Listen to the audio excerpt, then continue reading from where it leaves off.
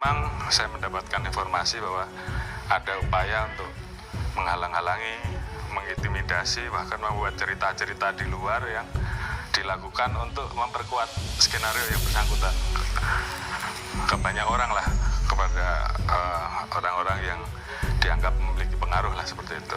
Sehingga kemudian kita putuskan untuk kita nonaktifkan. Kemudian kita lihat bahwa penyidik pun saat itu sempat takut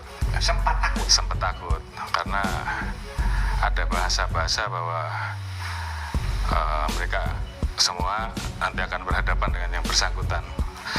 Sehingga dari situ kita putuskan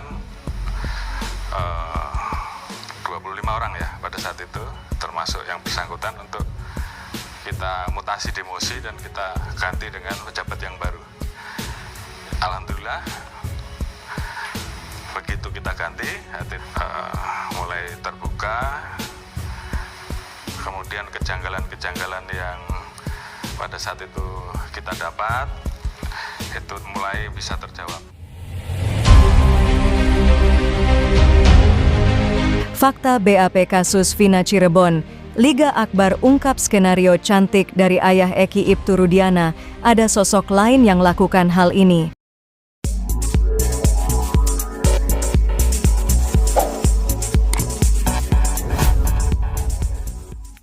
Kasus pembunuhan sejoli muda Vina dan Eki di Cirebon, Jawa Barat pada 2016 silam bak benang kusut dalam pengungkapannya oleh kepolisian. Sejumlah kejanggalan mulai terkuat saat awal kasus penyelidikan pemerkosaan dan pembunuhan terhadap Vina dan Eki. Hal itu didapati dari hadirnya sejumlah saksi yang memberikan kesaksiannya di publik belakangan waktu ini. Bahkan, dari sejumlah saksi tersebut turut serta mencabut keterangannya usai kembali mencuatnya kasus pembunuhan sejoli muda itu. Teranyar, saksi kunci sekaligus teman dekat dari almarhum Eki, yakni Liga Akbar, ikut mencabut kesaksiannya usai 7 dari 8 terpidana divonis seumur hidup. Liga Akbar bersama kuasa hukumnya yakni Yudia Alamsyak sempat mendatangi Polda Jawa Barat untuk mencabut keterangannya yang sempat diberikan pada 8 tahun lalu. Memang benar klien kami ini, Liga Akbar, sangat kenal dengan Eki dan kenal baik dengan orang tuanya, terutama dengan Bapak Rudiana, kata Yudia. Yudia mengatakan dirinya menjadi saksi selang beberapa hari peristiwa pemerkosaan dan pembunuhan terhadap Vina dan Eki. Namun permintaan ia menjadi saksi bukan berdasarkan surat perintah penyidikan, sprindik, melainkan permintaan dari Ibtu Rudiana. Nah, pada saat kejadian Pak Rudiana ini meminta kepada Liga Akbar untuk menjadi saksi. Jadi tanpa adanya surat panggilan, tapi diminta untuk menjadi saksi terkait barang bukti, yaitu sepeda motor, helm, dan jaket, kata Yudia. Yudia menjelaskan saat itu Liga Akbar pun mengikuti kemauan yang diminta oleh Ibtu Rudiana. Liga Akbar pun berangkat menuju Polres Cirebon Kota untuk memberikan kesaksian terkait barang-barang milik Eki.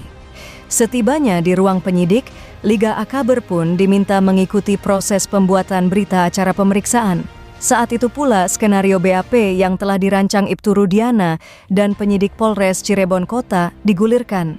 Tapi pada saat proses pemeriksaan oleh penyidik ada poin-poin yang ditambahkan. Disinilah pada awalnya Liga Akbar itu menolak poin-poin yang ditambahkan, kata Yudia. Saat mengetahui adanya cerita yang tak sesuai ia ketahui, Liga Akbar mulai menolak BAP tersebut.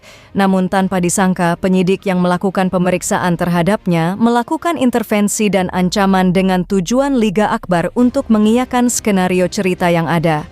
Akan tetapi selalu didesak, selalu diyakinkan bahwa Liga Akbar ini ada yang melihat pada saat posisi tersebut, ungkap Yudia. Alhasil, Liga Akbar pun menandatangani BAP yang diduga hasil skenario dari Ibtu Rudiana dan penyidik Polres Cirebon Kota saat itu. Tapi tetap menolak dan menolak. Tapi pada saat itu memang Liga Akbar tidak bisa berbuat apa-apa sehingga pada akhirnya menandatangi BAP tersebut, katanya. Setelah itu kami bentuk tim sus dan saya buktikan bahwa karena memang saat itu dia menyampaikan kepada kami peristiwa skenario Duren 3, ya saat ini kita buktikan bahwa yang bersangkutan kita proses. Terungkapnya fakta baru terkait Ibtu Rudiana, ayah dari Eki, dalam kasus pembunuhan putranya dan Vina Cirebon mendapat sorotan dari publik. Mantan Kapolda Jawa Barat, Anton Carlyan, membuka detail terkait alasan dibalik keputusan Ibtu Rudiana menyerahkan kasus Vina Cirebon ke Polda Jawa Barat. Pada tahun 2016, ketika kasus pembunuhan Vina Cirebon terjadi, Anton Carlyan mengungkapkan bahwa Ibtu Rudiana sempat merasa ketakutan. Ketakutan ini bukan tanpa alasan. Ibtu Rudiana tidak ingin netralitasnya sebagai anggota polisi terganggu selama penyelidikan kasus yang melibatkan anaknya sendiri. Langkah ini dianggap tepat oleh Anton. Sebelumnya, kasus ini ditangani oleh Polres Cirebon. Namun, Ibtu Rudiana memutuskan untuk menyerahkan penanganannya kepada Polda Jawa Barat. Keputusan ini diambil guna memastikan bahwa proses investigasi berjalan secara adil dan tidak memihak, mengingat keterlibatan pribadi Ibtu Rudiana dalam kasus ini. Anton Carlyan juga mencatat bahwa pada saat itu, kasus pembunuhan Vina tidak mendapatkan perhatian media sebesar sekarang. Namun, seiring waktu, perhatian masyarakat terhadap kasus ini meningkat, terutama dengan adanya isu-isu liar yang menyebutkan adanya rencana serangan terhadap pelaku pembunuhan. Dalam wawancara yang diambil dari YouTube Deddy Mulyadi, Anton menjelaskan bahwa keputusan untuk memindahkan kasus ke Polda Jawa Barat bertujuan untuk meminimalisir masalah dan ketegangan yang muncul di masyarakat. Situasi yang semakin memanas membuat langkah ini semakin mendesak. Pengalaman Anton dalam menangani puluhan kasus serupa menunjukkan bahwa seringkali pelaku tidak mengakui perbuatannya. Ia menekankan pentingnya bukti kuat untuk menghindari kesaksian yang bisa menyesatkan. Anton mencontohkan kasus-kasus terkenal seperti Jessica Wongso dan Munir, di mana para pelaku tetap tidak mengaku bersalah meski bukti mengarah kuat pada mereka. Baru-baru ini, Ibtu Rudiana juga menjalani pemeriksaan oleh Propam Polri terkait kasus tersebut.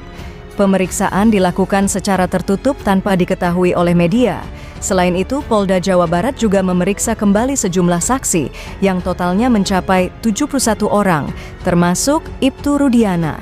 Kabid Humas Polda Jawa Barat, Kombes Pol Mei Jules Abraham Abbas, mengonfirmasi bahwa pemeriksaan terhadap Ibtu Rudiana dilakukan oleh tim pengawas internal dan eksternal. Namun, hasil dari pemeriksaan tersebut belum dipublikasikan. Kombes Jules Abraham meminta masyarakat untuk menunggu hasil pemeriksaan secara resmi, guna memastikan proses investigasi kasus kematian Vina Cirebon berjalan dengan transparan dan sesuai prosedur.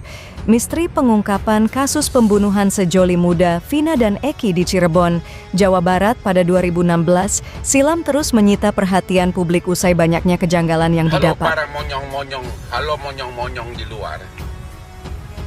Kalau tidak ada perubahan drastis cara pengungkapan misteri kasus Vina, maka kasus ini hanya akan berakhir dengan diajukannya Peggy ke pengadilan. Soal bersalah atau tidak itu putusan hakim, tapi kasusnya akan menguap. Kasus lainnya akan menguap. Jadi inilah saatnya agar para monyong-monyong segera mendesak Jokowi, Komisi 3, Menko Polhukam, bentuk tim pencari fakta. Nggak ada jalur lain, ya. Termasuk ke oknum pengacara yang tidak tahu malu ikut-ikutan. Dia bukan kuasa, bukan siapa-siapa, ikut-ikutan nggak tahu apa-apa. Ini beda dengan kasus Sambo. Kasus Sambo kan kasusnya ada, mayatnya ada. Langsung waktu itu kan semua orang lihat.